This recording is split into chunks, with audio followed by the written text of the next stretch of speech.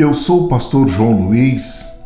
Mais uma vez nós vamos aqui dar a sequência do nosso estudo de escatologia, palavra profética. Esta palavra profética, todas as vezes na nossa programação, eu quero reafirmar que a palavra profética é a palavra de Deus e não sou eu a palavra profética. E o estudo que nós estamos fazendo é a resposta do Senhor Jesus Cristo sobre as 3 perguntas dos apóstolos. Se você ainda não se inscreveu no nosso canal, se inscreva e acione o sininho para receber as notificações.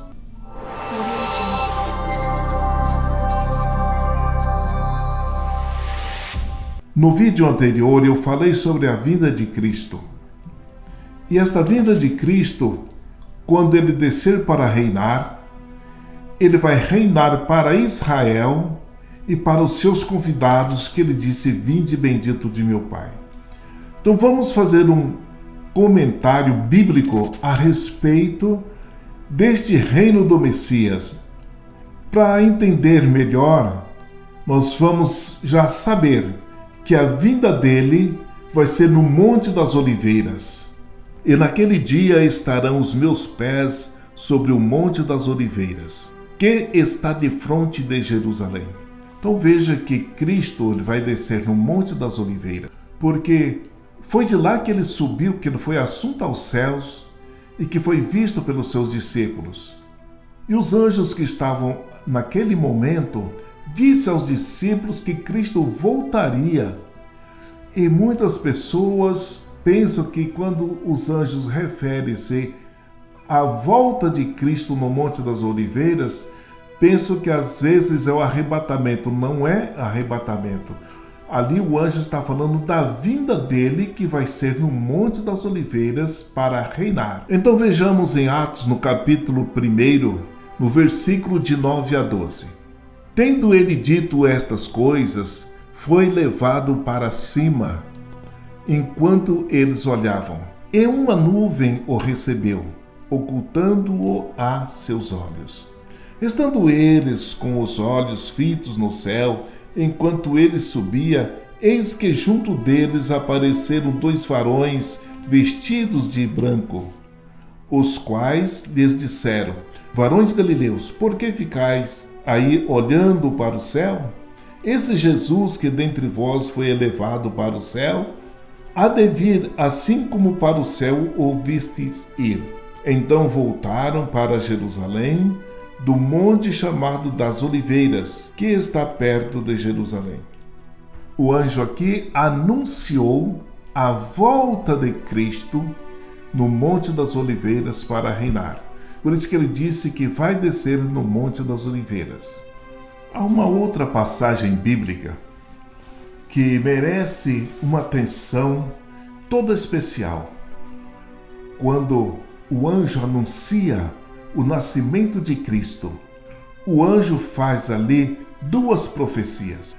Lucas, capítulo 1, do versículo 31 ao 33, que diz assim: eis que conceberás e darás à luz um filho, ao qual porás o nome de Jesus. Este será grande e será chamado Filho do Altíssimo.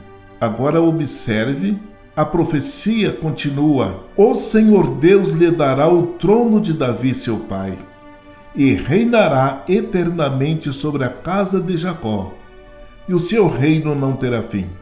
Aqui fica claro que a profecia que Maria vai dar à luz um filho, agora este filho vai se tornar grande e vai reinar.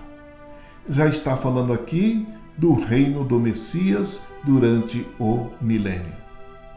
Quando Cristo descer para reinar, observe que esta terra está uma escuridão. Ele então vem clareando toda essa escuridão. Não estou falando isso de um pensamento meu, mas vou mostrar base bíblica para isso. Mateus, no capítulo 24, e o versículo 29, diz assim: e logo depois da aflição daqueles dias, o sol escurecerá, e a lua não dará sua luz, e as estrelas cairão dos céus, e as potências do céu serão abaladas. Então aparecerá no céu o sinal do Filho do Homem, e todas as tribos da terra se lamentarão e verão o Filho do Homem vindo sobre as nuvens do céu com poder e grande glória. Quando Cristo descer para implantar este reino milenar, diz o texto que a terra vai estar escura. Logo depois da aflição daqueles dias. Qual aflição? Foi no estudo anterior sobre as 7 taças da ira de Deus, que a terra cambaleará como bêbado e balanceará como rede de dormir. Vai ficar tudo escuro. Então diz aqui, quando ele voltar, quando ele vier para reinar, ele vai descer no Monte das Oliveiras e está tudo escuro. Mas ele vai reinar no escuro? Não. Observe no Apocalipse, no capítulo 21, versículo 23, ali ele vai clarear esse globo terrestre no lugar do sol.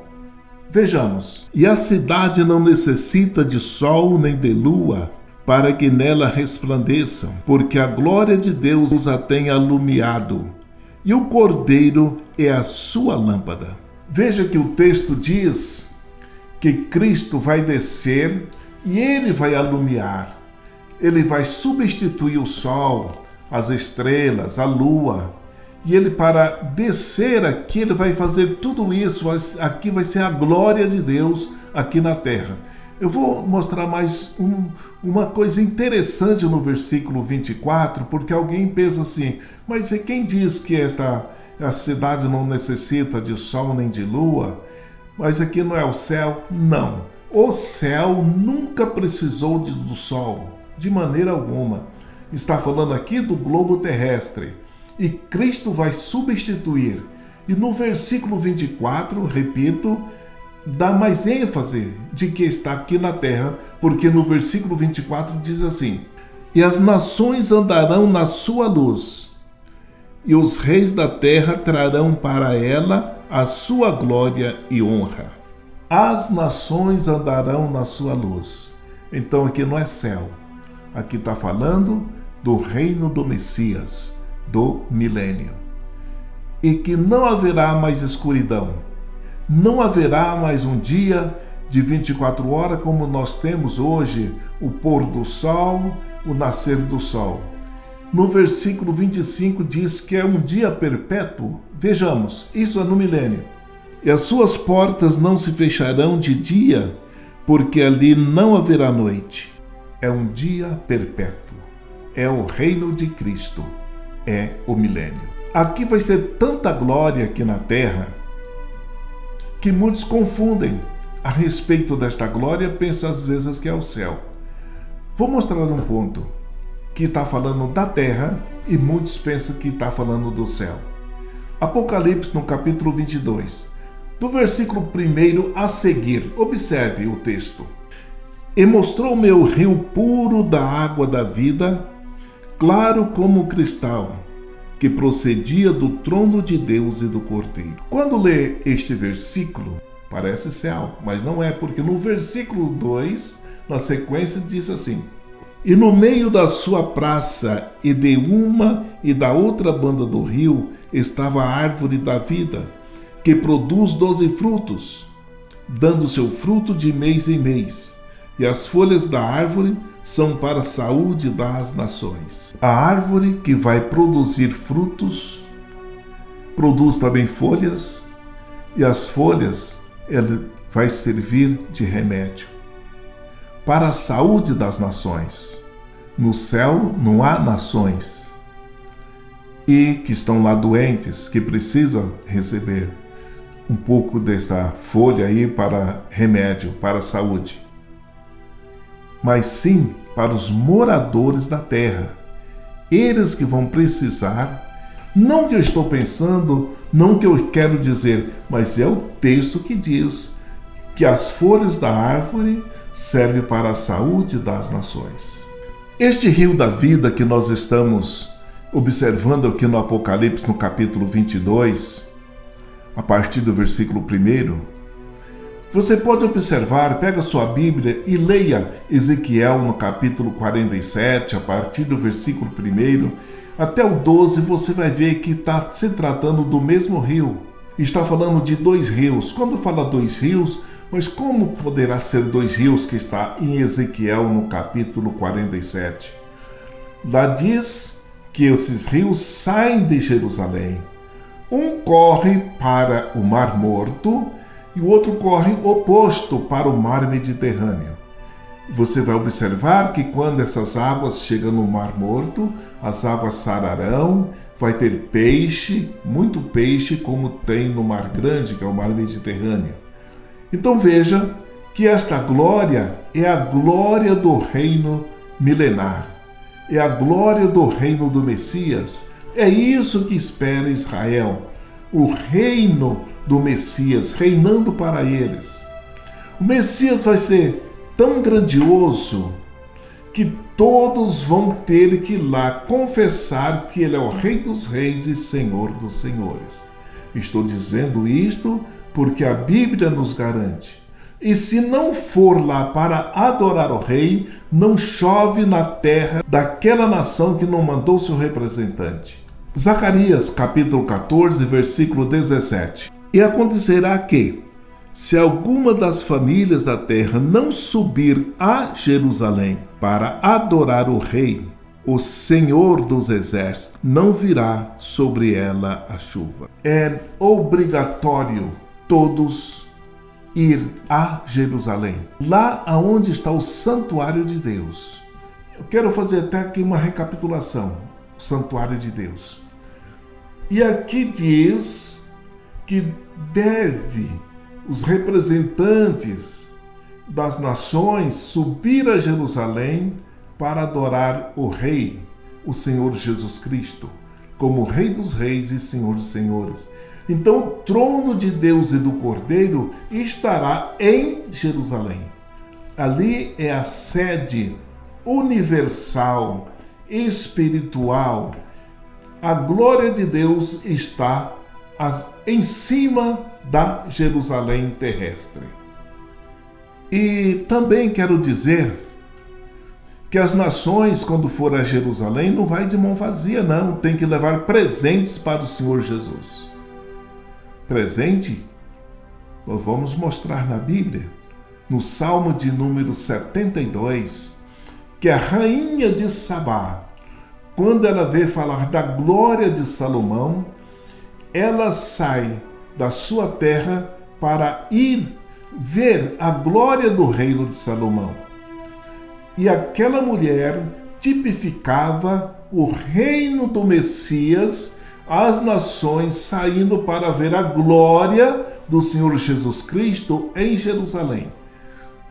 O texto em cima do Salmo 72, na nossa Bíblia corrigida, diz assim: a excelência, justiça e glória do reino de Salomão prefiguram as do Messias. E nos versos 10 e 11 confirma. Veja só. Os reis de Tarsis e das ilhas trarão presentes. Os reis de Sabá e de Sebá oferecerão dons. E todos os reis se prostrarão perante ele. Todas as nações o servirão. Aqui está falando da grandeza do reino do Messias. Nesse tempo do reino do Messias, ele vai separar 144 mil israelitas que esteja à sua disposição. Os 144 mil é interpretado por religiões querendo atribuir para nós brasileiros fazer parte dos 144 mil. Em hipótese alguma nós vamos participar deste reino. Em hipótese alguma nós vamos participar de ser um desses 144 mil. Porque os 144 mil é somente para israelitas.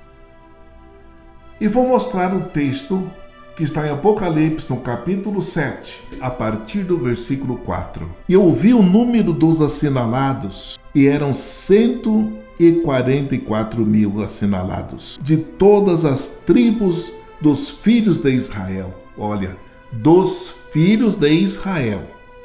Da tribo de Judá havia 12 mil assinalados.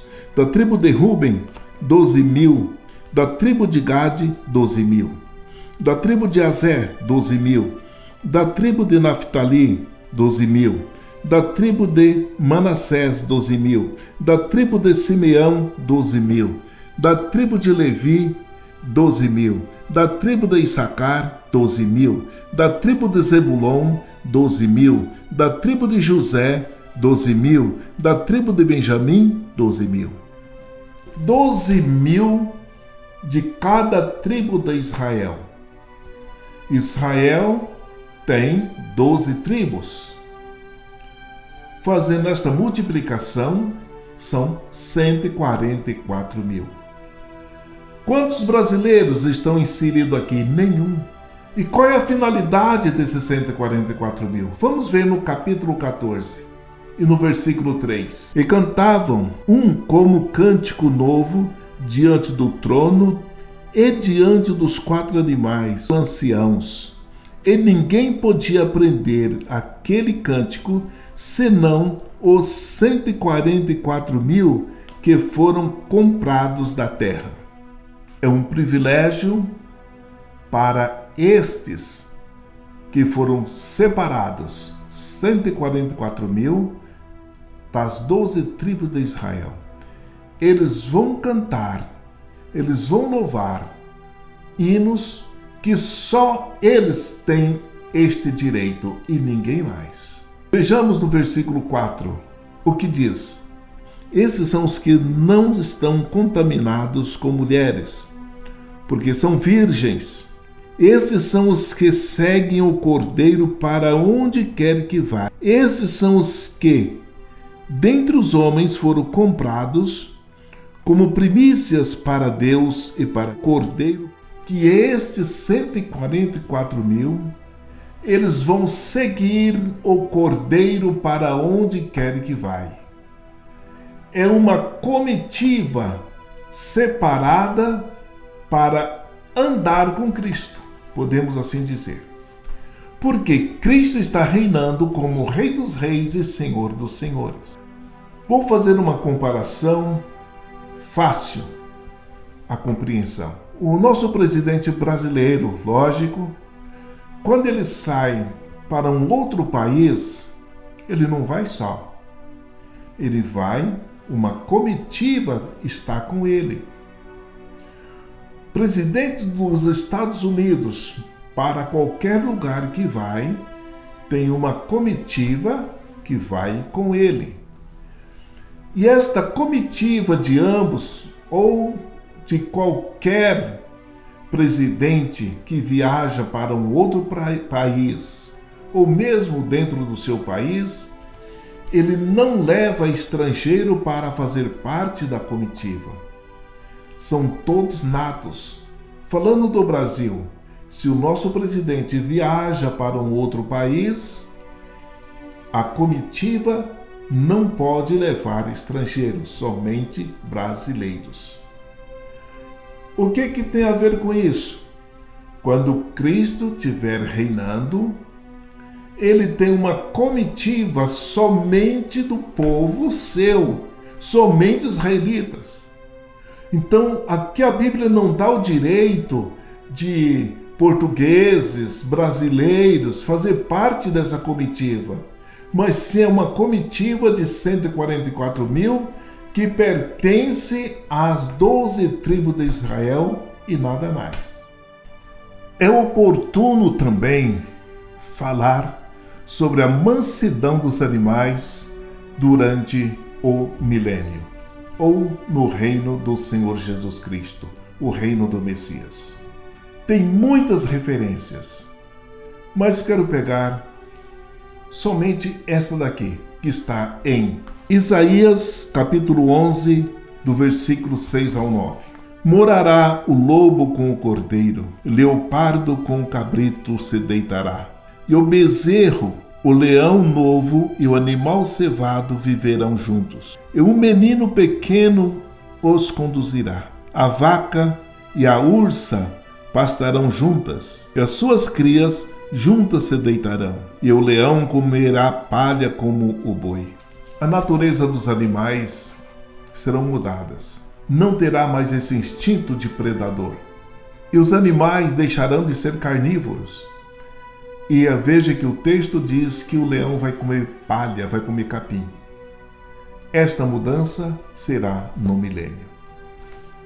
E para encerrar este assunto, tem muito mais coisas para se falar.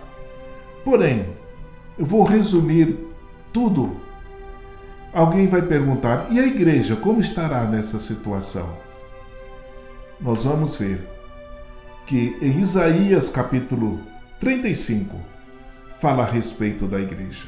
E ali haverá um alto caminho, um caminho que se chamará o caminho santo. O imundo não passará por ele, mas será para aqueles, os caminhantes. Até mesmo os loucos não errarão. Ali não haverá leão, nem animal feroz subirá a ele, nem se achará nele, mas os remidos andarão por ele. Haverá um alto e santo caminho. Este caminho alto está na Nova Jerusalém, a sede, aonde habita os remidos do Senhor. E esses remidos é a igreja que foi arrebatada, que hoje tem nome de igreja. Mas no milênio não se chamará igreja, mas sim os remidos do Senhor. Agradeço você que ficou aí ouvindo, assistindo este vídeo até o fim. E quero dizer que eu fiz um resumo. Não é possível falar de toda a grandeza do Messias. Um pouco que a gente sabe, não dá para descrever em poucos minutos. Teria que ter muito mais tempo para mostrar muito mais coisas sobre a grandeza do Messias. Mas, contudo, eu agradeço a sua atenção. E compartilhe este vídeo para os seus amigos. E que Deus abençoe.